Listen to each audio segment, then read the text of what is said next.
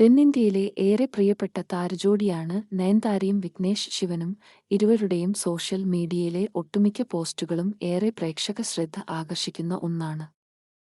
വിദേശത്തു നിന്നും തന്റെ ഭർത്താവിനൊപ്പം നടന്നു കാഴ്ചകൾ കാണുന്നതും ഫോട്ടോക്ക് പോസ്റ്റ് ചെയ്യുന്നതും ആയ നയൻ താരയുടെ ചിത്രങ്ങളാണ് ഈയിടെയായി പങ്കുവച്ചിട്ടുള്ളത്. എന്നാൽ തന്റെ ഭർത്താവായ വിഘ്നേഷ് ശിവൻ മാതൃദിനത്തിൽ പങ്കുവച്ച വീഡിയോ ആണ് കൂടുതൽ രസകരമായിട്ടുള്ളത്. ക്യൂട്ട് ബേബികളായ ഉയിരിന്റെയും ഉലകിന്റെയും വികൃതികളും സ്നേഹപ്രകടനങ്ങളും ഉൾക്കൊള്ളിച്ച വീഡിയോ ആണ് വിഘ്നേഷ് പങ്കുവച്ചിട്ടുള്ളത്.